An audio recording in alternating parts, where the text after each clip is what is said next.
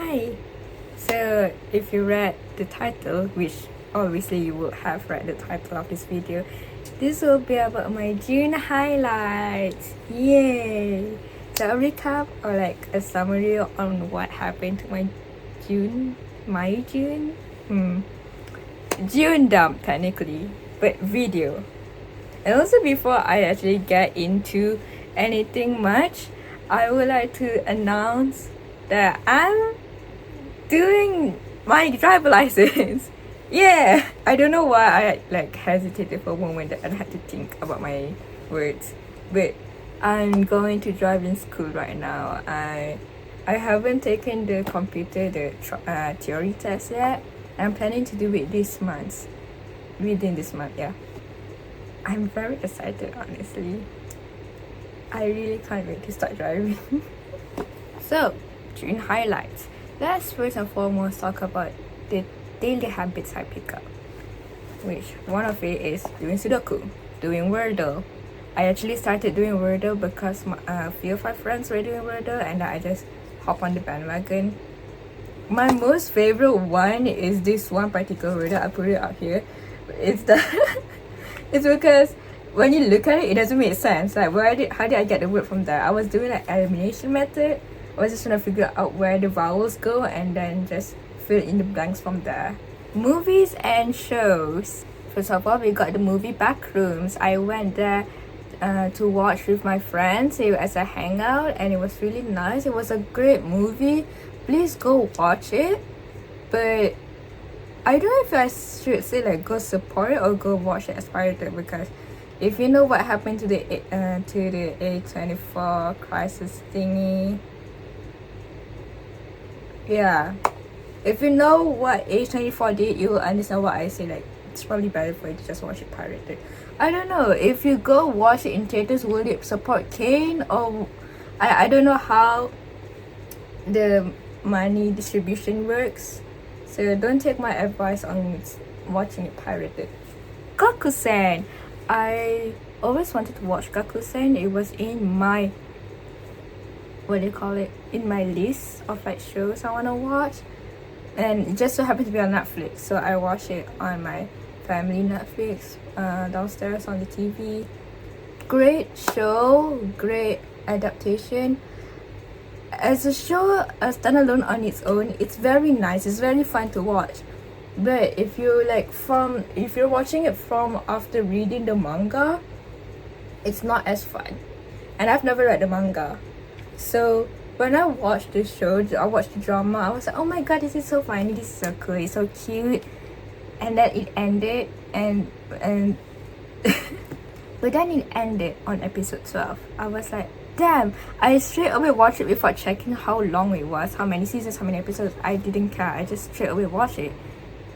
And apparently it was only like one season, 12 episodes, and there was no confession scene, and I got so mad and searched up the manga, and apparently there wasn't just a confession scene, there was a kiss scene, there was a lot more. There was so much in the manga, and I was like, but as a standalone drama, it's cute. And because of that, I fell in love with Matsumoto Jun.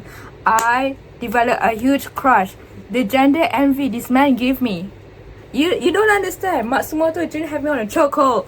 He's all over on my page on Pinterest, and from there, scrolling through Matsumoto Jun on Pinterest, I found Kimi wa Petto. Kimi wa Petto, such a cute ass drama. I love it so much. It feels like a void in me, you know. It feels this empty void in me. It brings me this warmth, this happiness that I cannot explain. It really visualized something that I cannot particularly articulate. There are some things in that drama that touches that I relate to. It's just, I really don't know how to explain that. You have to go watch it. I feel like if someone wants to understand me, one of the shows they have to watch is Kimi wa Petto. Other than that, it's like Everything Everywhere All at Once, and maybe Lady Bird. I want to say Amazing Digital Circus, but Amazing Digital Circus is more like a very specific, I would say like a specific insecurity. No, not a specific insecurity, a specific problem of mine that I had. and that's why I keen Ragata. If you know Ragata from Amazing Circus, you will understand. And oh yeah, and also Digital Circus is one of the shows that I also watched this month. My friend put me on it. I always knew Amazing Digital Circus before her. I always seen the fan art, but I just never got on to watching it. So she made me watch it before the finale came out, and amazing. Ragata, I keen you a lot. I understand Ragata's character. If I am to be represented in the Amazing Digital Circus, it will be Ragata. Sing a little bit of harmony. A cute movie about an android. I don't remember which year this movie takes place, and I don't even remember the year this movie came out in. But it was a cute movie. Go watch it. It's on YouTube. Whisper in the Heart, Ghibli movie. I saw it on Netflix. I really wish I watched Whisper in the Heart. Or is it Whisper of the Heart? I really wish I watched Whisper in the Heart before I watched When the Cat Returns, because I genuinely feel like When the Cat Returns is actually like a story that was written by the female lead in Whisper of the Heart, because there's a mention of Baron and Muta-san, my favorite character, and I have such a crush on Baron. Lastly, kids theater of the Chronicles of Narnia. I went to PJPAC. I don't know if there's like an actual pronunciation for it, PJ Pack or something. I don't know. It was a kids theater, and I think it was like a school collaboration or something. I'm not sure, because when I went there were a lot of parents. So like all the families were there to like support their children in the show. And then there's like me and my sister. Like I'm just there watching it just for the sake of I want to watch a theater, because it's on my bingo card. It's on my 2026 bingo card. So I was like, oh, there's this theater of that's very cheap, and it's made from kids, and it's very cute to watch these kids play. And I feel so proud and happy for them, because personally, like when I was their age, right, I was fucking shy and timid. I would have been able to act out on stage. The person you see I am right now, like a lot of my friends say, oh, I'm so brave, I could become an MC, I could do presentations, I could do this and that. Yeah, but that is a skill, a confidence that I've been developed, and I have been honing it for years. If you see me as a child, if you see me back in middle school, in primary school, you will know that I'm very shy and timid. I don't talk, I'm awkward, I don't know how to make friends, yada yada. So I'm so proud and so happy for these children who were able to act out as these characters from Chronicles of Narnia on, it's not really a stage, it's more like just on the floor at the front, but you know, on stage in front of all these adults. It's so cute. I can't wait for them to play in any theater shows later in the future when they're grown up. Maybe one of them is the next Sabrina Carpenter, who knows? Maybe one of them became the next Heather, the next Veronica, next Hamilton. We will never know. Moving on to games, starting with the games that I finished playing, which is Detroit Become Human. My friend put me on this game. My friend got me onto this game, and mind you, this game had me on a chokehold as well. This goddamn game. Connor. Marcus. The story this game have is amazing. The complexities, the ending, everything is so well thought. And Sony Entertainment and Quantic, I think it was Quantic Dream, they were so right on the money when it comes to predicting 2038. They are right on the money. They are so accurate with representing how we are in the future and how AI is developing. They are so accurate with it. It's kind of scary. And not just about AI, but also about the unemployment rate, the civil war. It's not even civil war, it's global. It's crazy. It's such an interesting piece of literature media for you to analyze. if you are someone who's into history or like media literacy or literature, something like that, if you're a degree in something like that and you want a piece of media to dissect and analyze Detroit Become Human. And it was my first time ever playing that game, and the only meme I know about Detroit before starting it was the 28 stab wounds. 28 stab wounds. That was the only thing I know about Detroit Become Human. Everything else, nothing. So I went in DBH Raw. I went in Raw and I decided to choose, because there was 2 modes, the easier mode and the experience mode. I decided to go with experience because I wanted to feel the weight and consequences of my actions. Boy, I killed Connor twice. And my god, I'm sad to say that my Kara team did not make it. I don't know why I thought Luther would survive when I told him to distract the guards. He got immediately shotted. At least I told her to duck while we were in the boat. She got shot. Kara was the only one who survived. When Marcus, Carl was telling Marcus, don't respond to whatever his son was doing to him, and then Carl died of a heart attack. And then I asked my friend, like, what happens if I had pushed his son instead? And she told me, oh, his son will die instead. Either way, one of them will die, and then Marcus would have been sent to the dumpster. I'm like, oh, I wish I killed his son instead. I wish I didn't kill Carl. I fucking scream. The amount of times this game had made me scream and cry, you do not understand. I did not meant to go on such a long rant about Detroit Become Human, but yeah. Anyways, games that I've started playing that I haven't finished.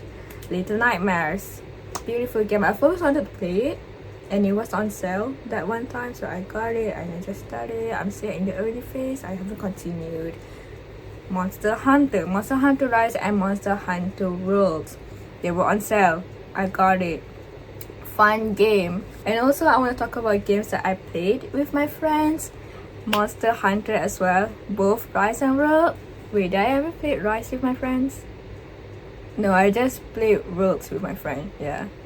Genshin Impact, self-explanatory. Genshin Impact with that one friend I have. Nothing else to say, no notes about that. Rabbits and Steel, or as we call it, Rabies and Steel. That's what I call it. Okay, don't call me.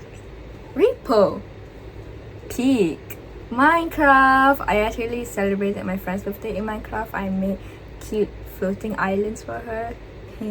We actually play with keep inventory on. If you're gonna shame us for playing with keep inventory on, then you are not the target audience of this video. You are not my people. If you're gonna shame people for playing with like the cheats or whatnot, go ahead. It's a sandbox game. Grow up. Some people just doesn't want the stress of losing their items when they go exploring, okay? Shut up. Uno. Yes, we played Uno while we were waiting for the movie, the Backrooms movie to start. We were actually at the seating area playing, the 4 of us. Using specifically Uno Sanrio cards. Overcooked 2. Kingdom 2 Crowns. For books, I finished reading the Madness book by Roald Dahl. If I have to choose a specific story I like from it that I really relate to, would be the sound machine. I'm pretty sure I got it right. Not that sound machine from Peach Prefecture, okay? Probably Peach Prefecture. But the sound machine, I'll make sure to double check it. I'm pretty sure it was that one, because it was about his hyper awareness about the issues going on in the world. It was telling us about that, and I felt that because when you spend so much time on Instagram, you will discover a lot of tragedies going on. You know, the Iran war, Palestine, Israel, what else? ICE. There's so much just going on, and you as a person, you get helpless, and that thing actually can deter your mental health when you get overloaded with all this information. So yes, to those of all of my friends who are activists, who are protesting and whatnot, please always keep your mental health in check. Always take breaks from all of this. Your health matters. A book that I did continue on after reading Roald Dahl was actually Franz Kafka. I actually have it here with me.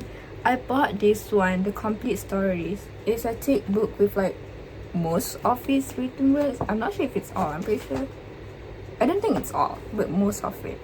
And right now I'm reading The Metamorphosis because I know exactly what the metaphor and allegory about metamorphosis is.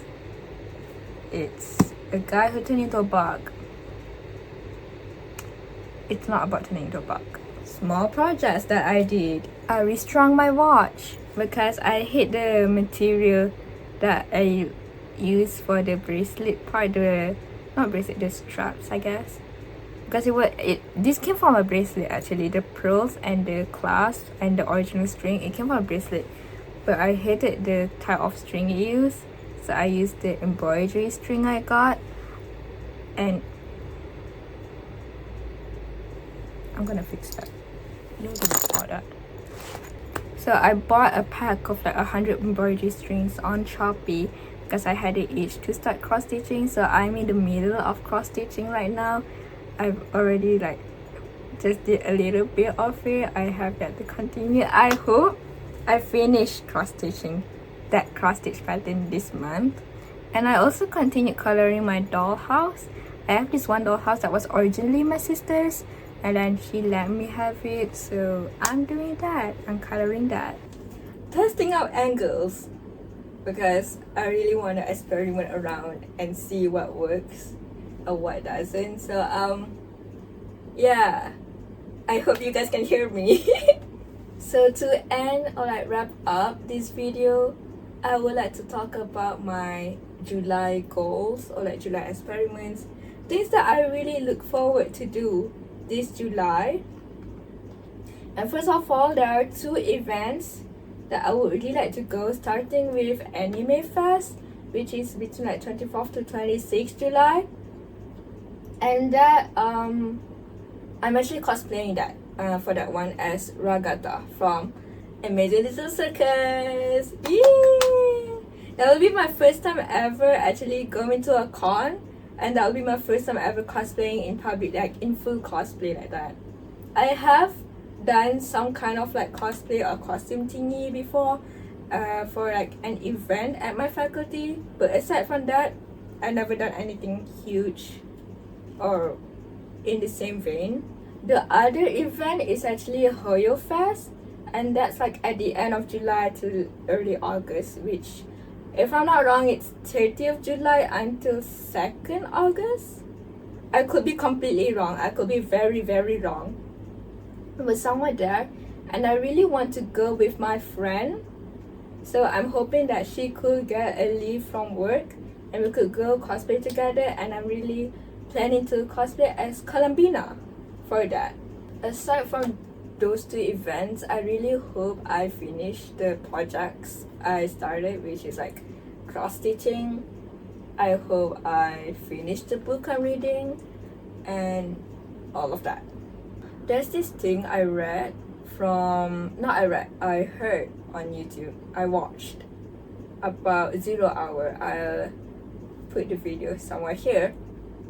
And it's that when you wake up in the morning, you wake up early in the morning to have a time for yourself. And when I first discovered that 0 Hour, I actually did implement it for like a few days, and then my period hits. And when my period hits, I started sleeping in. And now that I'm off my period, trying to go back to that 0 Hour was quite hard because I'm used to like waking up later. It was quite hard to come back to that because I will wake up in the morning, I'll have my prayers, and I will end up snoozing off again. So I really hope I start doing 0 hours again. Because not gonna lie, doing 0 hours did make my day more productive. It made me better. I do see the change when I do 0 hours in my day. So I really hope I could try to practice this as a daily habit on top of me doing Wordle and doing Sudoku every day. That also I want to start journaling again, because one of the Substacks that I follow, which is called The Book Club, they drop a July prompt, and it's so nice because I used to follow their May prompt. I feel like I pronounced that wrong, because I used to follow their May prompt, but then like June came in and they didn't post a June prompt, and I got like quite sad because I didn't have anything else to write. As much as I want to do journaling, it's so hard for me to write because most of the time I don't know what to write. I mean, some people do gratitude journaling, do journaling of like what happened in the day, yada yada, but I feel like that doesn't really fit for me because I'm not that kind of person. So having these like daily prompts really helped me to get back into writing, and so yeah, I can't wait to do that as well. Lastly, the one thing that I really hope I start doing this month is getting back into studying, because soon, within this month, we can finally register our courses for the next semester, the upcoming semester in October. And I know you're thinking like, wait, it's July, it's summer break, why would you be studying summer break? Because I already had my break. While everyone else was busting their ass off between March until June, I'm at home. So I might as well use July until September to study back, to get back into like studying and recap all the courses, the classes that I already took supposedly, but I ended up having to retake next semester. I might as well just do that. And I hope that this upcoming semester I do get above the 3.5, because if I already studied, supposedly I studied, if I already studied before, like 3 months before the semester, and I still didn't get above 3.5, that's so shit. I don't care if mechanical engineering is supposed to be hard. It's easy for me, and I believe I can do it. Okay, that's all for this video. For the upcoming episode, I'm planning to do a room tour. So stay tuned. Bye bye.